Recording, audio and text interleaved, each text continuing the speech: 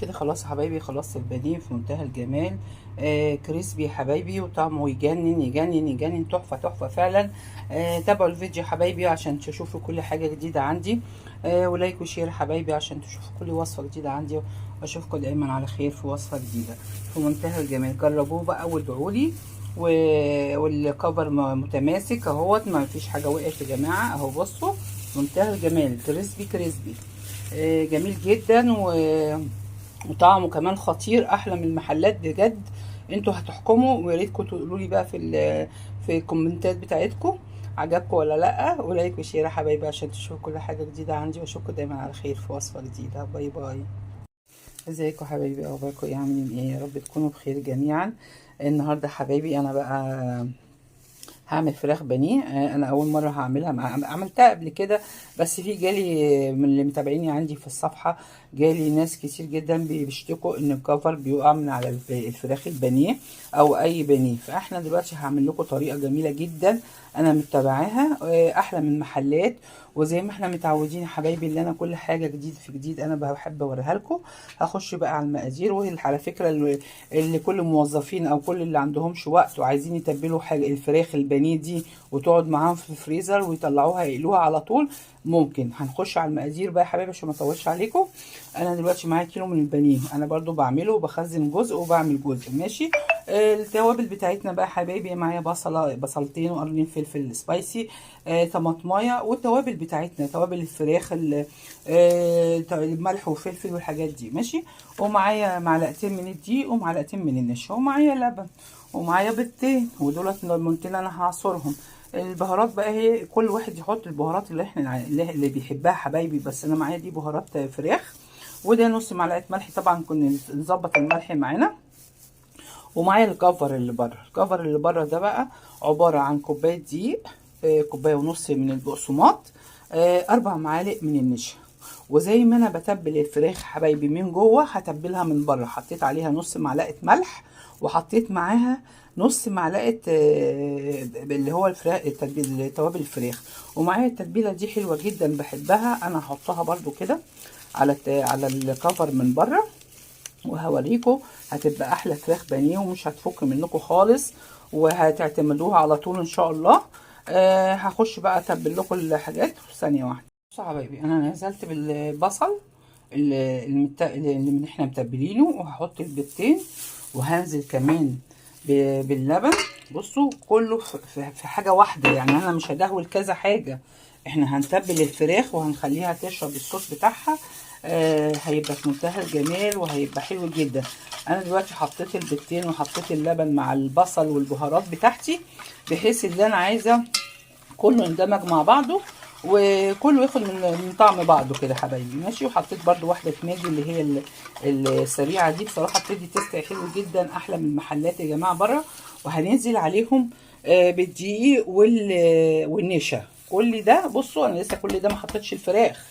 احنا هنعمل الكفر اللي احنا هنحطه فيه وهننقع فيه البانيه.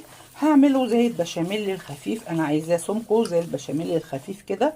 وهنحط نسقط الفراخ عليها ونسيبها في التلاجة بقى ساعتين 3 حبايبي. واللي مستعجل ممكن يعملوها ايه، يعني ساعة كده ويروح عاملها يتبلها يعني، ماشي يا حبايبي. بس هو ده كفر جميل وكفر حلو جدا، ومش ان شاء الله مش هيقع معاكم البانيه تاني خالص.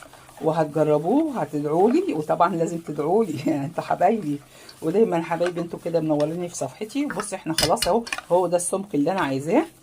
حلو جدا. هنسقط بقى الفراخ اهو. بصوا انا نقعها طبعا في الخل وغسلها كويس جدا. هنقعها كلها كده، ما بتاخدش وقت يا حبايبي. واحنا لما نحضر الحاجه بيشتغلوا بقى مش بيشتغلوا، عندك وقت ما عندكيش وقت، بس الواحد فعلا لما بيحضر الحاجه وبيسيبها في الفريزر او في التلاجة من تحت ما بتاخدش وقت، وبتبقى حاجه سريعه كده بقى. ولادنا بيحبوا البانيه جدا، وبيحبوا ممكن يعملوا في الفراير، يا اما نعمله ده. ما بياخدش على فكره زيت خالص يا حبايبي، انا دول بس. انا باخد يعني بحط دايما انا ما اجي اقلي بحط شويه زيت صغيرين جدا، بحيث ان احنا لو الزيت اتبهدل او حاجه انا بحب ارميه اول باول. بس بعمل انا طريقه وانا بوريها لكم برضو، عشان ايه احنا قلنا اتفقنا ان قناتي تعليم. كل واحد حابب يخش يتعلم يعمل البانيه هيبقى احلى بانيه من احلى محلات، وهيبقى كفر جميل جدا ومش هيقع مننا. وبصوا التتبيله اهي في منتهى الجمال. ودي بقى هنقلبهم مع بعض وثانيه واحده. بصوا بقى حبايبي، زي ما احنا اتفقنا ان احنا اي حاجه برضو بنتبلها، يبقى احنا معانا كوبايه من الدقيق، 4 معالق نشا، كوبايه ونص من البقسماط. ماشي يا حبايبي. وحطيت عليهم بقى ايه وحده الماجي اللي هي البودره دي، اللي حابب يحطها اوكي، مش حابب، بس هي توابلها جميله فعلا وبتدي تيست حلو جدا للحاجه. واحنا بقى دوت البقسماط ده دايما انا بجيب كميه وبعمله بحيث ان انا يبقى عندي على طول في التلاجة. بشيله في التلاجة، باب التلاجة كده في كيسه، بحيث ان انا ايه لما اعوز بانيه يبقى عندي التتبيله بتاعته. ماشي يا حبايبي. تتبيله جميله جدا وحلوه قوي.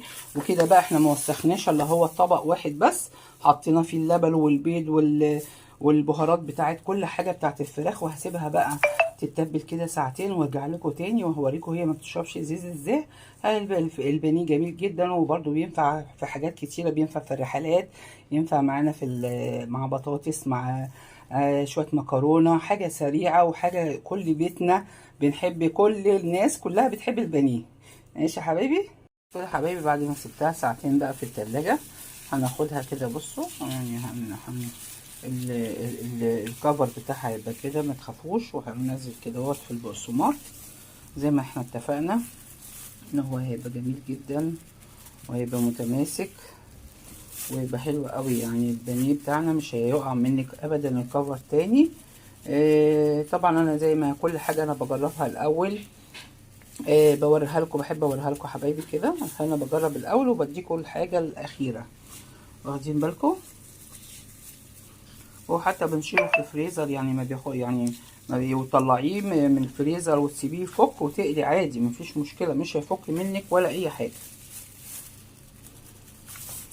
انا طبعا انا هوريكم كام قطعه كده وهنرجع نعمله كله ونفرزه بقى. اللي عايز يفرز، اللي عايز يعمل طازه بطازه، مفيش مشكله، بس انا بديكم الفكره وانتوا بقى يا حبايبي تعملوه. ماشي يا حبيبي. بصوا بانيه وجميل وشكله حلو جدا. ننفضه بس كده ونحطه في الاطباق ونسيبه بقى على طول، يعني ربع ساعه كده ولا حاجه في التلاجة، وبنرجع بقى نقليه يا حبايبي. ماشي. هعمل بقى الكميه كلها وارجع لكم عشان ما اطولش عليكم الفيديو. بصوا حبايبي، الكيلو بانيه اداني طبقين من دولت. انا دول هفرزهم وهشيلهم في التلاجة يا جماعه، والتانيين هنقليهم، هيبقوا جاهزين على طول على القلي. مفيش مشكله، كفر مش هيقع مننا. وجربوا الطريقه دي ويلا بينا هنقلي على النار. انا بحط زي ما احنا اتفقنا، هنحط شويه زيت صغيرين، اللي عايز عنده الفراير يحطوه فيها، زي ما انتوا حابين يا حبايبي، بس هي ما بتاخدش زيت خالص. يا حبايبي انا قلبته. فكرة النشا بقى يا جماعة هو بيخليه يخفف وبيخليه يعني ما بيشربش زيت ويبقى مخفف معانا كده كريسبي. فهو زي دي طريقة البانيه الجميلة اللي انا قلت لكم. برضو انا تابعوا الخطوات يا حبايبي، وكل حاجة انا بعملها عندي انا بحب اوريها لحبايبي كلهم اللي متابعيني في صفحتي. طب استني، بصوا خلاص اهي هنطلعها بقى.